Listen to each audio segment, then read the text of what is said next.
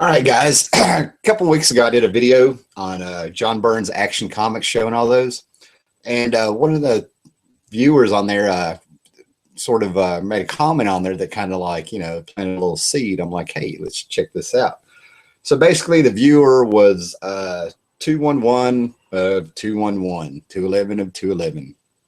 He said he had just recently started reading comics, and he decided to start with the mid to late. Viewers on there. Let's just take care of that before we get started here. All righty. Anyway, just mute that. I want to start over again. It's live, folks. Okay. But anyway, he said he just started recently reading comics and decided to start with mid to late 80s because that's why my love of the characters of Superman and Batman began. I just finished reading Batman: A Death in the Family, and so far it's my favorite story. I really don't understand why so many fans dislike Jason Todd Robin. I thought he was great and enjoyed his rebelliousness. It doesn't make sense to me how fans at the time could hate his Robin so much that they would actually vote to have him killed off and then welcome the next Robin, Tim Drake, with open arms. I didn't like the way they introduced Drake. I like the character. I like the character himself even less. I actually think I like Todd's Robin even more than Grayson's, something I wouldn't have thought possible. I was glad to learn that DC eventually brought Jason back. I've always liked the Robin character, maybe more than Batman. And I'm not crazy about Nightwing and even less crazy about the Teen Titans. I honestly don't understand how the Titans became so popular in the first place. Maybe the characters could grow on me, but it hasn't happened yet, and I doubt it ever will. As for today's comics, I have no desire whatsoever to read them. I understand change is necessary, but they went a little overboard in my opinion. And that just kind of made me want to go ahead and just do a video on it. All right, looks like it's going to cooperate tonight. Yes, yes, yes. There we go. Anyway, moving on with the video, but that like I said, that really made me kind of want to. Google's working very good now. How funny. Anyway, moving on with the momentum there. So anyway, that made me want to do a video and stuff. And I think one of the things that a lot of new readers I wouldn't call it a trapping. But with, I've said it before, with the internet, with more fans finding each other, different ways to read comics besides going to the store, getting them at a rack, right off the rack, or having friends you borrow them off of, things like that. It was sort of like the unknown back in the 80s. You got to go all the way back to like 80, 81. Because, you didn't know what was coming. A book was coming out. And the people that were on the book, if you were into comics already, you sort of knew the name, and it was kind of like some of these Marvel guys were coming over, okay? Because what happened is that, you had comic book collectors that were actually starting to grow with the comics. They kept collecting comics as kids to adults, as college kids into adulthood, and on and on. And the people who actually worked in the comics before all of this, back in the 40s and 50s and stuff like that, it wasn't really, they kind of lied about what they did and how what kind of jobs they had and stuff. You really didn't want to be associated with comics and stuff. And then all of a sudden, late 60s to early 70s, you had this second generation of writers and artists and stuff come in who grew up with the comics, and they loved them. They were fans. They were the ones that started noticing and naming the artists and the writers and stuff, something that wasn't really put out there a whole lot. And these were guys like Steve Gerber, Lynn Wein, Steve Englehart, Gary Conway, and a bunch of guys, and a dude named Marv Wolfman.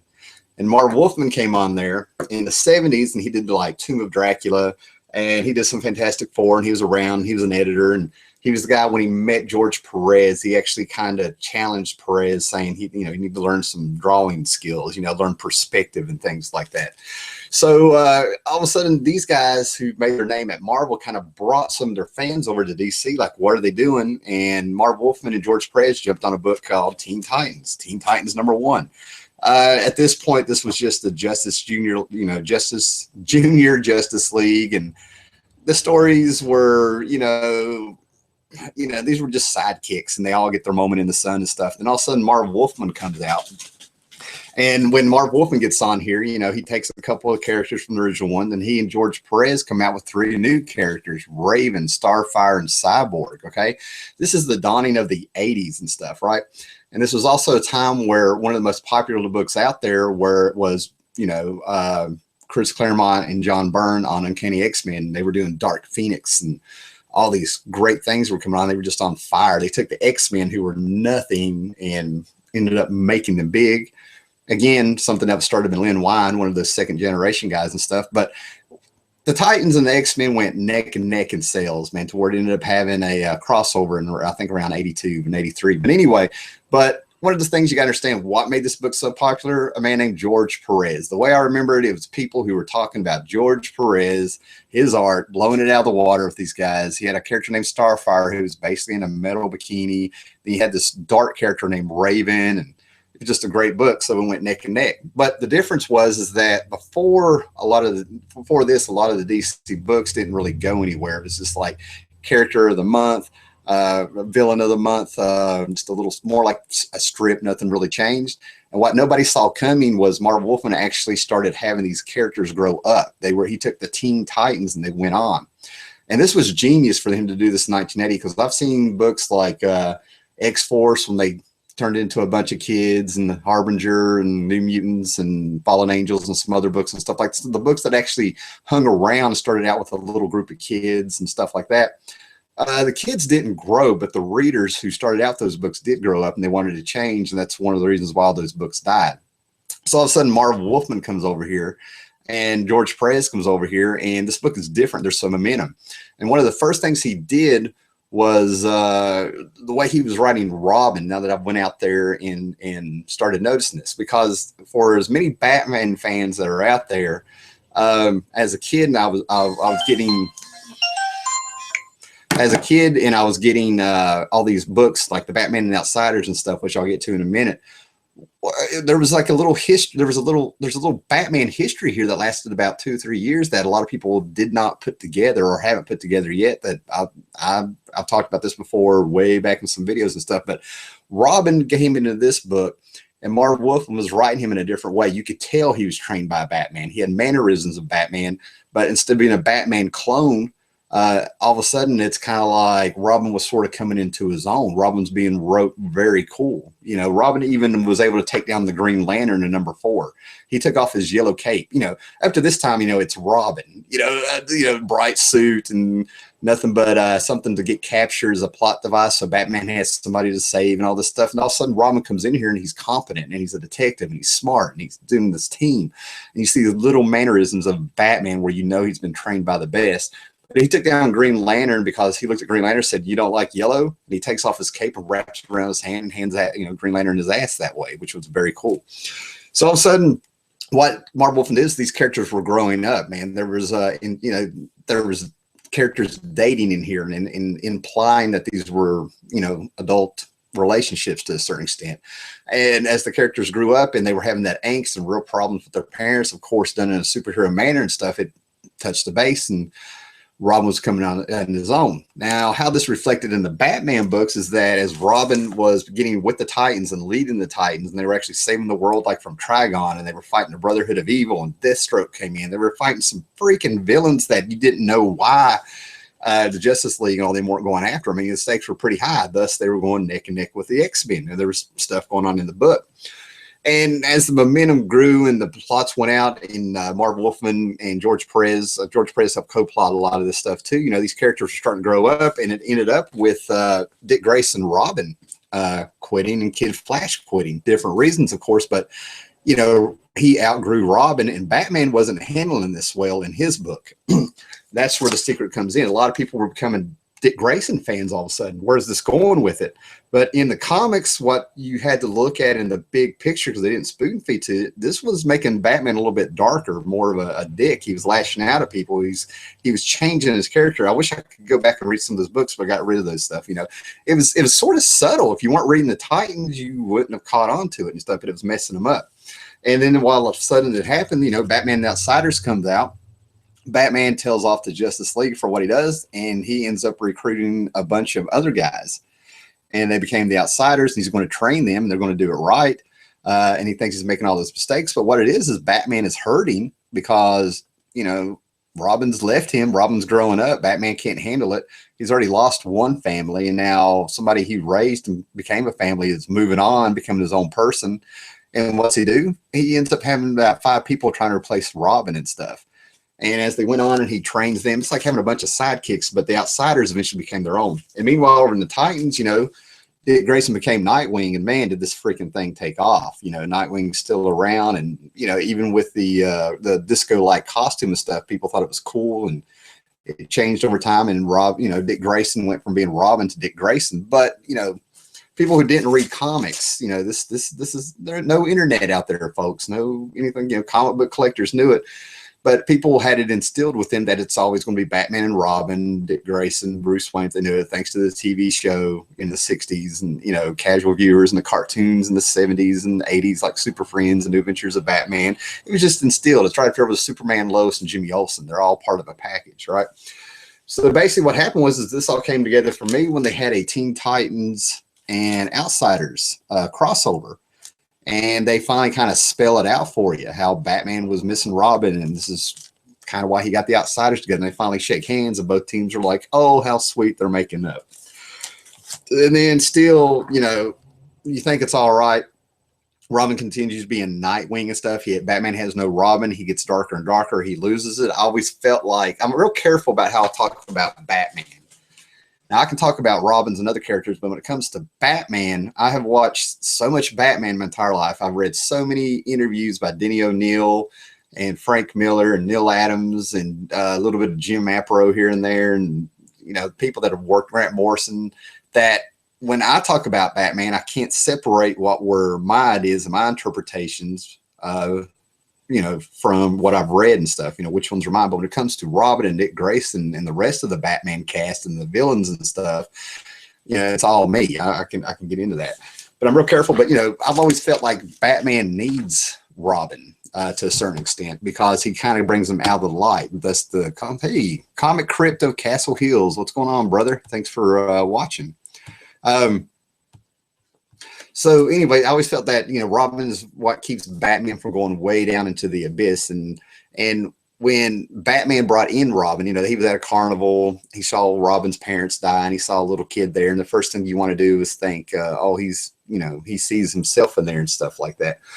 But to a certain extent, if you compare Batman and Robin with their origins, both losing their parents and dying in front of them and wanting revenge and going everything like that, Dick Grayson is probably more of a success than Bruce Wayne because he never really became the Knight. He never really went into the darkness, and he was functional, and he dates and has girlfriends and has a life. He even had a job as a cop for a while. He holds down a job and stuff, you know. And you know, he's still Dick Grayson who becomes Nightwing, where you have Batman's Batman. Bruce Wayne is the disguise. Okay. I mean, you know, there's no secret identity with Batman. It's just Bruce Wayne's just a tool that he used. Batman is Batman. That's all he ever is. He was born the night his parents died. But anyway, you know, Batman continued to go into the darkness. He didn't have a Robin, even though he'd made peace and made up with Dick Grayson, who became Nightwing, recognized him as his own man, but he still wanted total control of the Outsiders, and they were like, no. And so he just stomped off and left them, and he was still losing it. Now, this is where we come into the fact that now it's kind of established, I hope, that Dick Grayson has all these fans, you know, X-Men, Teen Titans neck and neck. So real popular book, a lot of characters. These characters are growing with their audience, and they get to see Robin become his own man, and he's Nightwing. And I still know rabid Nightwing fans, right? So what's Batman without a Robin? They start bringing in Jason Todd. And this is where it gets real interesting with Jason Todd. You know, Jason Todd comes in, you know, they revamped his origin once or twice, you know, thanks to Crisis and whatever, you know. But Jason Todd comes in, and what we have there is a street kid. And the one I kind of remember is that Batman's parked in Crime Alley, and he comes around and somebody stole the tires off of the Batmobile, and it's Tim Drake living on the streets and stuff, you know. So he admires the fact that somebody's got the balls to do that to him. For some reason, Batman hears his story. For some reason, he decides that's a Batman. And Jason Todd was different. You know, I've read in the books and stuff how they kind of describe the Robins as you go along. You know, you know, Dick Grayson is the fighter and the acrobat. And then you have Jason Todd, who's this kind of a rebel, and Tim Drake was the detective, you know, more mindset and stuff like that. But Jason Todd, what's really interesting is Jim Starlin wrote him, and Denny O'Neil came in there as editor and stuff like that. And what happened is there was something about the character of Jason Todd that he actually came to life in the heads of the people that wrote him. And I've heard writers talk about this before, and I actually took a class back in 2000 you know, of a, I can't remember what it was a literature class or something, and the teacher was actually a writer themselves, and they said whenever a character starts writing himself, he makes them walk in front of a bus and kills them and stuff. And this is what was going on with Jason Todd. There's something about this character, Jason Todd, that the writers claim, you know, that he started writing himself, they can't control him. And Jim Starlin really went real far with this. And I kind of wonder if Jim Starlin had a hand in making people wanting him to think he was an asshole the way it was. Jason Todd was really trying to live up to the standards of Dick Grayson, who became something. And he gets in there and he's just not from the same cloth, you know, as Dick Grayson. You know, he's the transition guy. It's kind of like when you're dating, man. If you're the next boyfriend after a girl's gotten out of a relationship, you're not going to last long. This is why a lot of parents don't flip out like, oh, he's the transition guy. He's not going to come around. And unfortunately, that was Jason Todd. But Jason Todd was having attitude in the book. He just never fit. The writers were actually saying what I said they said. They were sort of like, it's like he's kind of come to life on his own, and he started writing himself to a certain extent. And Jim Starlin even took it to the point where a character in the Mafia or something like that ended up falling off a balcony, and you never know, did Jason Todd push him or not? And even Batman's standing there wanting to know what's going on. You know, you never found out. And that brings us up to death in the family. Okay, death in the family. Now, this was interesting, okay? This was interesting. You went into it to begin with. I used to have the books, but I got rid of them because I'm going to tell you, I've never, you know, you think you're going to have a book here where if Robin dies, you think it's going to be worth some money. But Jim Starlin kind of did something in this, and I'm a Jim Starlin fan, whoa, you know, but Jim Starlin in this particular story did something I was just sort of like, what? And it made me get rid of the books. Who knew, you know? But Jason Todd had become so hated and complained about so much. Here's the actual books, the 4 covers of this story, that fans got to pick if he lives or dies by calling this number one of 2 numbers. You call one of 2 numbers if he lives, and if one number he lives, one number he dies, right?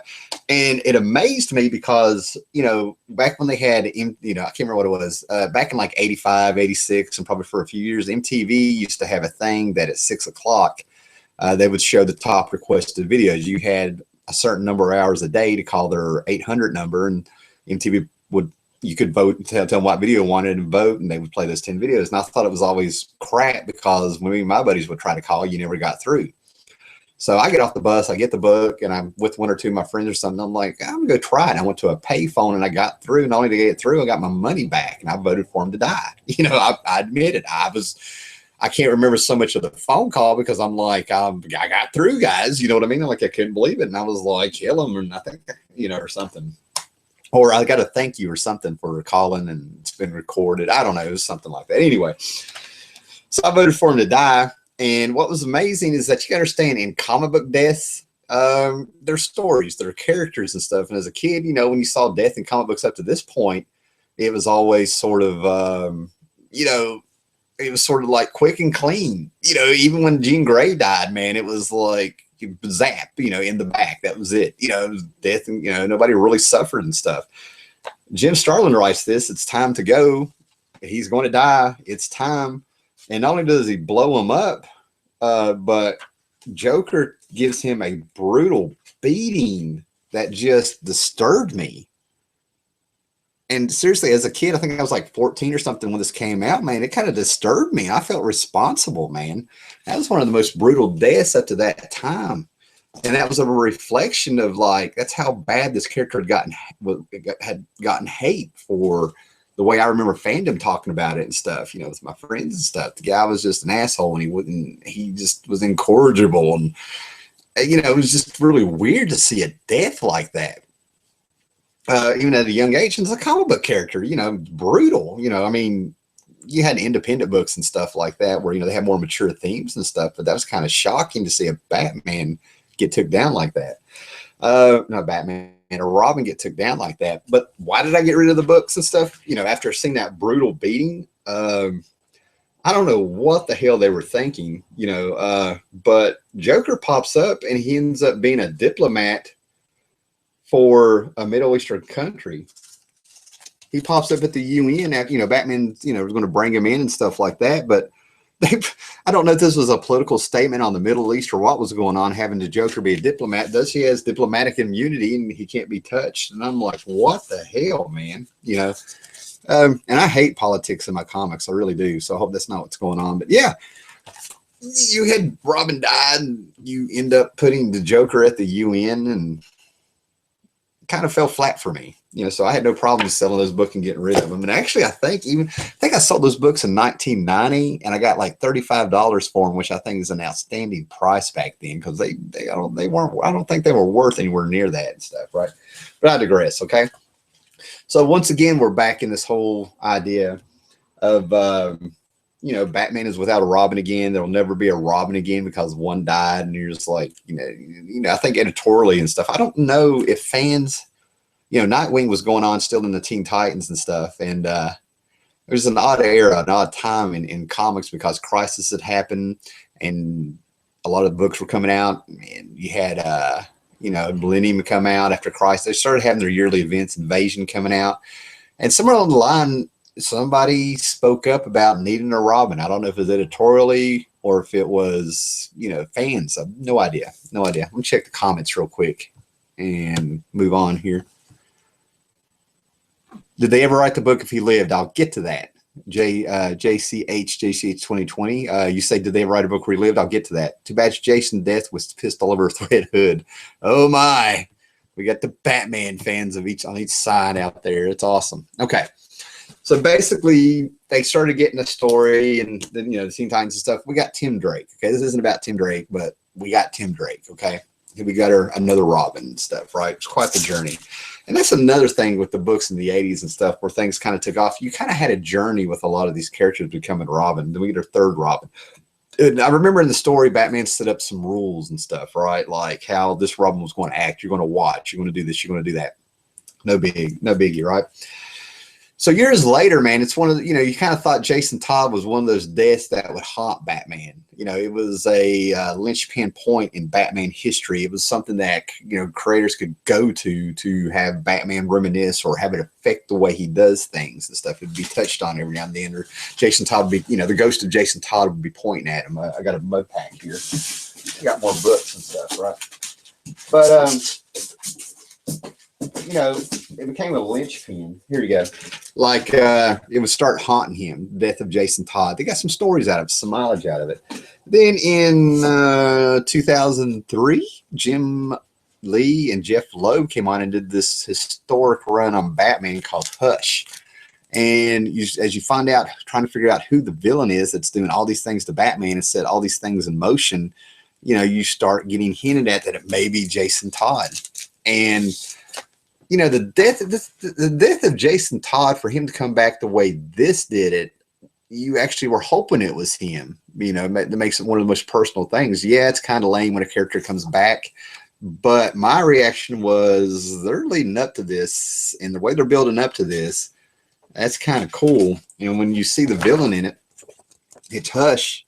You know, he comes back in, and they make you think it is Jason Todd. They retconned it.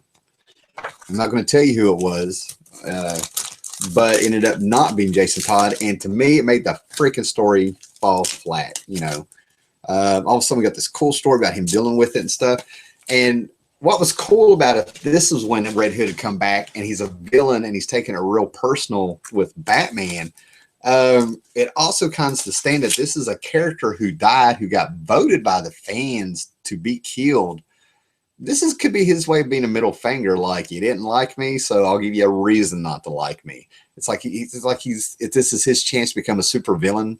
and give a big middle finger to the fans along with Batman, you know. And what am I going to do to piss the fans off? I'm going to kill you, Batman. You know, I'm humiliating them. You know, it could have been a really cool thing, and they wussed out. Let's face it, they wussed out. Okay, so a few more years go by again, right? You know, Hush, who's Hush, and Hush kind of became, I don't know how popular Hush got. He popped up. They had a sequel. Hush never really grabbed me after I found out he was not Jason Todd. I mean, that would have been awesome. A bad guy Batman, more or less, a real one that was trained by Batman. And a few years later, I kind of rolled my eyes because Judd Winnick came on Batman. I wonder how many years that was. Well, 2 years later, it wasn't that long ago. And we got this phenomenal story. I was skeptical as could be, but I picked up the first issue of this storyline of who is the Red Hood and stuff. And it's Jason Todd, you know, and you're just sort of like, how could this be?